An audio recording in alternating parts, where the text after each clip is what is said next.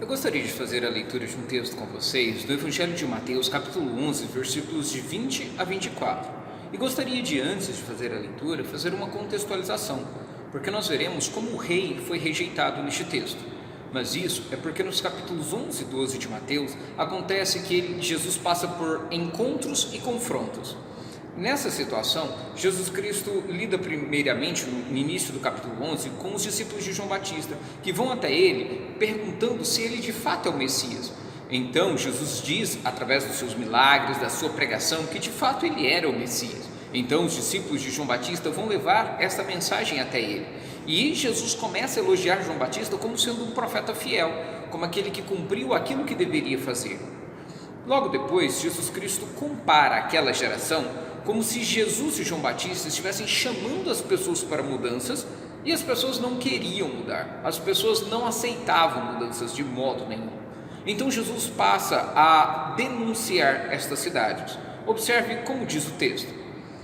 Passou então Jesus a increpar as cidades nas quais ele operara numerosos milagres pelo fato de não terem se arrependido. Ai de ti, Corazim! Ai de ti, Betsaida! Porque se em Tiro e em Sidom se tivessem operado os milagres que em vós se fizeram, há muito elas se teriam arrependido com pano e saco e cinza. E contudo vos digo, no dia do juízo haverá menos rigor para Tiro e Sidom do que para vós outras. Tu, Cafarnaum, elevar-te-ás porventura até ao céu? Descerá até o inferno. Porque se em Sodoma se tivessem operado os milagres que em ti se fizeram, teria ela permanecido até ao dia de hoje. Digo-vos, porém, que menos rigor haverá no dia do juízo para com a terra de Sodoma do que para contigo. As palavras severas de Jesus Cristo podem trazer grande temor, e de fato devem fazer isso, porque elas devem provocar um desejo de arrependimento em você. São palavras muito severas, mas elas trazem também esperança, como nós passaremos a ver. Para explicar isso melhor, eu gostaria que você pensasse em um filho que é muito desobediente e um casal de pais que está tentando ajudá-lo a obedecer, a se comportar de um modo correto, mas se frustram constantemente. Então tente imaginar você aconselhando este casal de pais. Bem, deixe-me já tentar dizer o que eles já tentaram, Deixe-me dizer a vocês o que eles já tentaram fazer. Eles já conversaram com o filho, eles já disciplinaram o filho, já tiraram coisas que o filho gostava, usaram vara, cinto, já deixaram até que ele experimentasse alguns erros, e as consequências desses erros para que ele aprendesse, mas parece que nada disso tinha resolvido. Olhar para essa situação era muito parecido com o que Jesus estava passando, porque ele já tinha pregado nessas cidades, ele já tinha feito milagres nessas cidades, ele já tinha dito palavras de amor e tinha trazido também palavras de juízo, mas nada disso tinha resolvido com aquele povo. Eles não queriam se arrepender.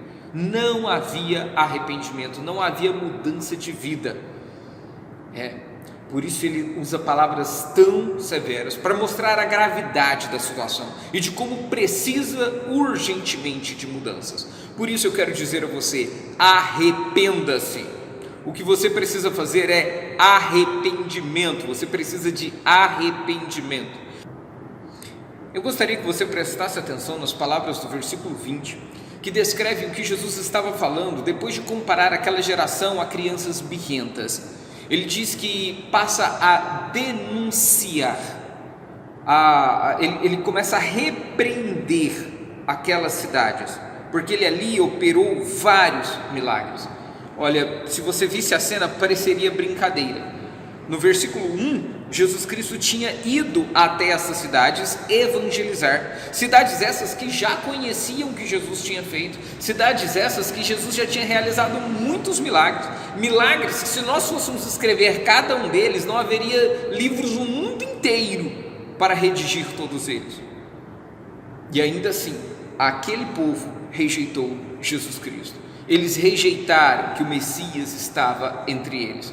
É necessário que você entenda que Jesus, quando questionado se de fato ele era o Messias, ele anuncia, ele fala a respeito do que ele fez. Ele diz que sim, ele já tinha feito cegos ver, ele já tinha feito coxo. Observe que quando Jesus Cristo foi questionado se ele de fato era o Messias, ele disse: os cegos veem, os coxos andam, os leprosos são purificados, os surdos ouvem, os mortos são ressuscitados e aos pobres está sendo pregado o Evangelho. Ou seja, os milagres que Jesus Cristo fez eram evidências de que ele era o Messias. O Messias de fato estava entre nós, o Messias estava ao redor e as pessoas estavam se aproximando cada vez mais, mas não havia transformação, não havia mudança de vida. As pessoas só queriam os milagres, era uma multidão interesseira, só queriam as benesses, mas não queriam as responsabilidades oferecidas pelo rei. Então o povo não se arrependia. O que acontece? Jesus, quando fez milagres, atraiu multidões, mas multidões não se arrependiam.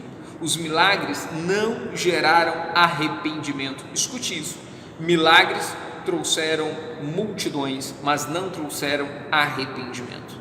Não estou dizendo que Jesus errou com a sua estratégia, pelo contrário, isso era para mostrar para esta grande multidão que mesmo que ele fizesse muitos outros milagres, ainda assim, com a dureza de seus corações, eles não se arrependeriam. O que você precisa de fato é de um arrependimento genuíno. Você precisa se arrepender de verdade. Eu gostaria de falar novamente sobre arrependimento, porque as pessoas, quando pensam em arrependimento, pensam apenas em abandonar o erro. Esse é um aspecto negativo do arrependimento, quando você abandona, mas ele também tem um aspecto positivo, que é se direcionar para Deus. Arrependimento bíblico, o arrependimento cristão, ele existe com essas duas facetas: o aspecto negativo de abandono do pecado e o aspecto positivo de ir-se para Deus. Se uma pessoa só abandona o pecado, não, ele não conheceu o arrependimento. Se uma pessoa só se dirige a Deus, não, ele não conheceu o arrependimento. É necessário esses dois aspectos. Por isso eu quero dizer a você: arrependa-se. Arrependa-se. Você vai observar que na sua própria história, grandes sinais realizados por Deus. Você vai perceber quanto Deus já fez na sua vida. Arrependa-se, porque cada situação que ocorreu foi planejada por Deus. Eu quero que você pense assim: sabe quando algo de bom acontece na sua vida, algo que você acha que até não merecia, eu quero te dizer, isso foi dado por Deus para que você se arrependa. Mais ainda, pense em algo ruim que aconteceu na sua vida, algo que aconteceu e que você nem percebeu que poderia ter sido pior. Eu quero te dizer, isso aconteceu na sua vida para que você se arrependesse dos seus pecados. Toda a existência, toda a criação, tudo que existe, só existe para que você se arrependa dos seus pecados. Tudo isso são sinais de Deus. Você não precisa de sinais, os sinais já estão evidentes. O que você precisa é de arrependimento. Olhe para você, olhe ao seu redor e você verá evidências suficientes para que você se arrependa dos seus pecados. Eu gostaria de te chamar para se arrepender ao ouvir a palavra de Deus. Jesus passa a descrever algumas cidades que não se arrependeram ao ouvir a sua mensagem. Perceba, quando Jesus cita as cidades, ele fala de Betsaida, que é a cidade de Pedro, André e Filipe, era onde eles moravam. Mas agora eles moravam juntamente com Jesus em Cafarnaum, que era uma cidade que ficava ali próximo ao Mar da Galileia. Jesus Cristo também fala de uma terceira cidade chamada Corazim, que só é citada aqui em Lucas, falando desta mesma ocasião. Então, Cafarnaum certamente é a mais conhecida. Jesus morava em Cafarnaum. Mateus chama Cafarnaum, inclusive, de cidade de Jesus. E para vocês terem uma noção, muitos dos milagres de Jesus aconteceram em Cafarnaum. Os capítulos 8 e 9 de Mateus vão descrever 10 milagres, dos quais 7 acontecem em Cafarnaum.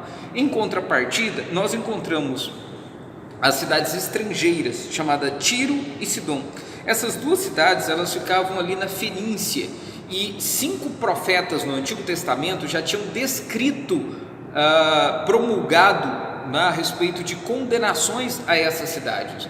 né? E elas não foram alvo do ministério de Jesus Cristo, e elas não conheciam a lei, nem os profetas, nem os salmos. Outra cidade mais famosa também é descrita no versículo 23, que é a cidade de Sodoma, onde morava o sobrinho de Ló há 2000 anos antes dessa história de Jesus Cristo. Muito embora a fama de Sodoma seja conhecida pela imoralidade sexual, essa cidade também cometeu muitas outras perversões, muitas outras maldades, que Deus destruiu juntamente com Gomorra, enviando fogo do céu. Resumindo então, nós temos aqui Betsaida, Corazim, Cafarnaum, que foram palcos de muitos milagres incontestáveis de Jesus. Milagres que provavam que de fato ele era o Messias. E mesmo assim, estas cidades, as pessoas que moravam nessas cidades não mudaram. E o que Jesus está dizendo é que se esses milagres tivessem acontecido em cidades estrangeiras, em outro país, como Tiro e Sidom, eles teriam um arrependimento sincero e genuíno, a ponto de eles se colocarem, como é dito o texto, eles se arrependeriam em pano de saco e cinza. E se esses mesmos milagres tivessem acontecido em Sodoma, ela não teria sido destruída. Por isso eu quero te dizer, arrependa-se. Arrependa-se ao ouvir sobre Jesus. Talvez você diga, mas eu não vi nenhum milagre, será que eu estou na mesma condição que Tiro, Sidom e Gomorra? Não, na verdade hoje você tem a oportunidade de ouvir a respeito do que Jesus Cristo fez. Aquelas cidades não ouviram.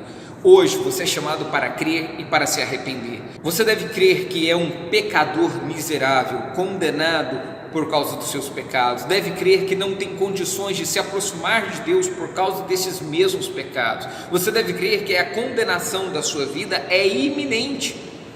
E por isso deve se arrepender de cada pecado cometido, não apenas abandonando, mas também dirigindo-se para Deus, clamando por misericórdia. E como?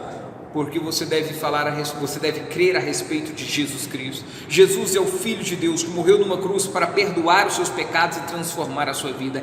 Ele sim é o caminho para um arrependimento sincero e genuíno. Jesus morreu na cruz para te livrar da condenação do inferno. Jesus morreu na cruz para transformar a sua vida, para que você possa abandonar de fato os seus pecados e se voltar para Deus. Somente Jesus tem o poder para fazer isso com você.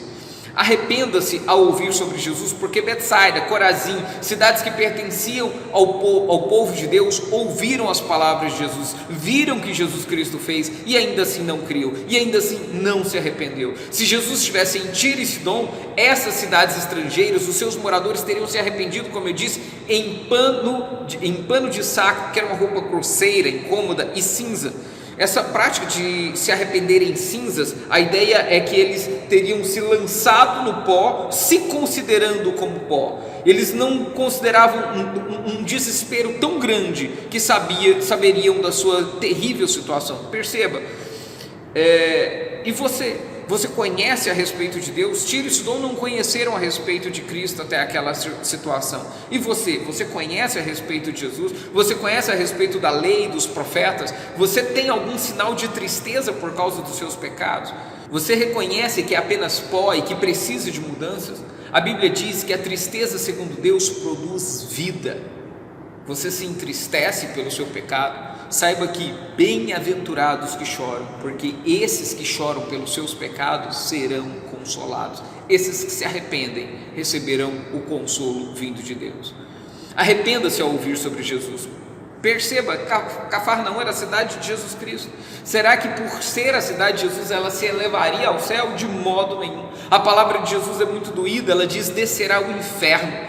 Muitos milagres e pouca mudança, muito alvoroço e pouca transformação, muito oba-oba, muita empolgação e pouquíssima sinceridade. Muitos querem ser igual a Tomé, ver para crer, e ainda vendo não creem. É um discurso hipócrita. Eu quero dizer, aquele povo olhou para os milagres de Jesus, olhou para as bênçãos de Jesus, eles olharam para as bênçãos terrenas de Jesus, olharam para o milagreiro e não quiseram olhar para o Salvador, não quiseram olhar para o Senhor. Saiba, as pessoas seguiam Jesus de longe, querendo apenas bênçãos materiais, como cura, prosperidade, e se preocupavam apenas com isso. E eu quero te dizer, se Jesus estivesse em Sodoma, ela não teria sido destruída, ela permaneceria até os dias de Cristo. Se o seu fundamento for Cristo, você permanece. Se Jesus está contigo, então você continua. E Jesus não deve ser apenas uma palavra escrita numa camiseta, não deve ser uma mensagem pronta no seu WhatsApp, não deve estar apenas no seu perfil do Instagram. Jesus Cristo tem que fazer parte da sua vida. Para isso você precisa se arrepender. Lembre-se de quem Jesus Cristo é e deixe que Ele, sendo o Senhor da sua vida, cause grande transformação e mudança em você. Não apenas arrependa-se ao ouvir, arrependa-se também antes do juízo, enquanto é tempo. Os versículos 22 e 24 são muito parecidos, mas eu quero que você ouça novamente o que eles dizem.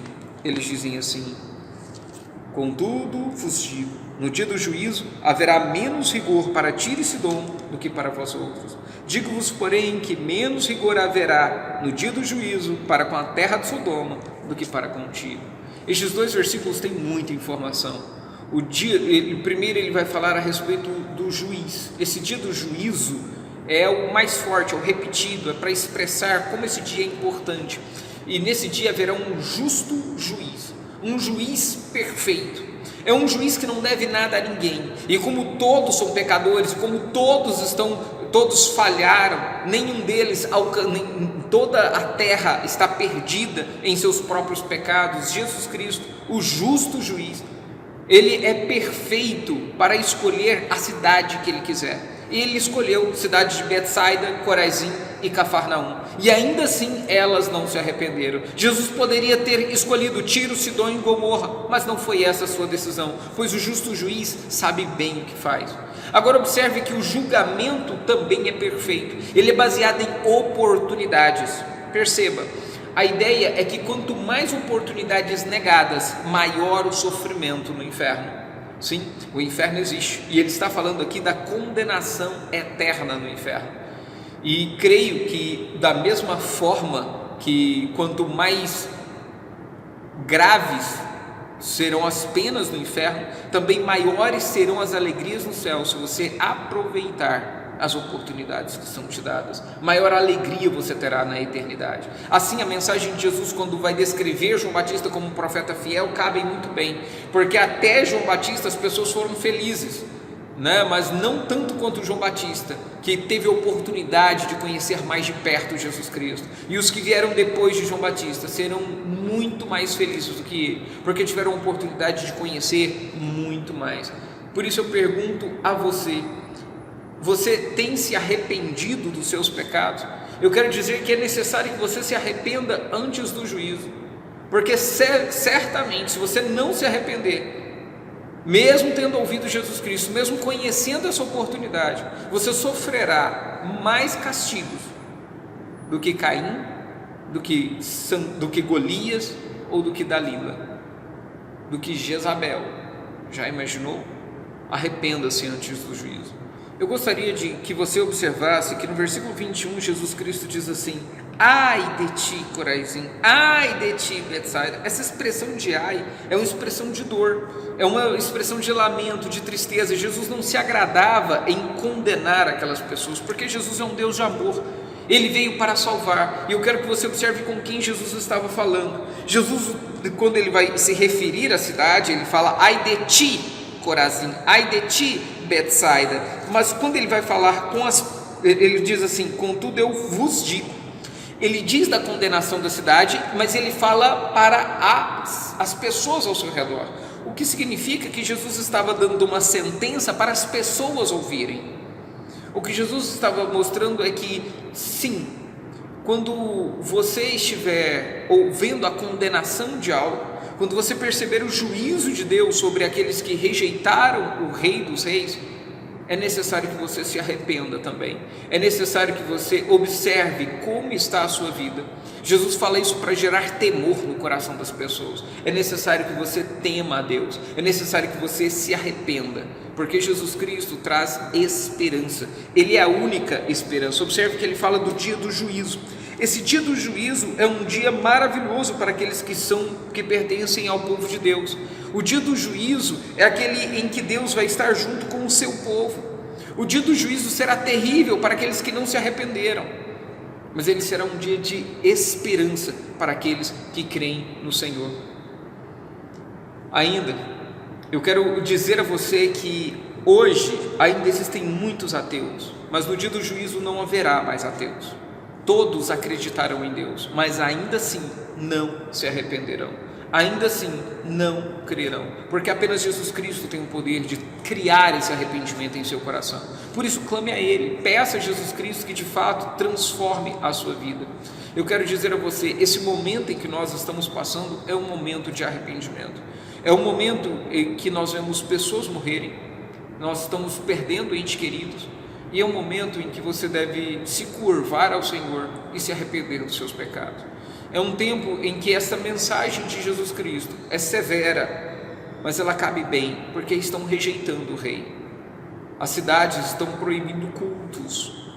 Eu sei que a intenção é que haja menor número de contaminação possível, mas perceba, com tantas atividades que eles julgam essenciais, a igreja não entrou numa delas. E certamente haverá condenação para isso. Essas pessoas devem se arrepender dos seus pecados. Eles devem se arrepender porque rejeitaram o Rei. Eu gostaria de informar a você que há esperança. Há esperança. O capítulo 11 encerra Jesus Cristo se revelando às pessoas. Ele é o Rei revelado. Ele aponta e a notícia dizendo: vinde a mim, todos vocês que estão cansados e sobrecarregados, e eu vos aliviarei. Saiba, Ele tem poder para cuidar de você. Vá até Ele, nesses momentos de dificuldade, nesse momento de arrependimento. Jesus é o refúgio seguro. É Ele que pode te ajudar nesses momentos tão duros, tão sofridos que estamos passando. Mas não esqueça, é tempo de arrependimento. Os nossos próximos 2 sermões eu quero te convidar para assistir, e eles vão falar de um Rei revelado. Participe conosco, tenho certeza que Deus tem uma palavra maravilhosa para o seu coração. Que Deus abençoe você.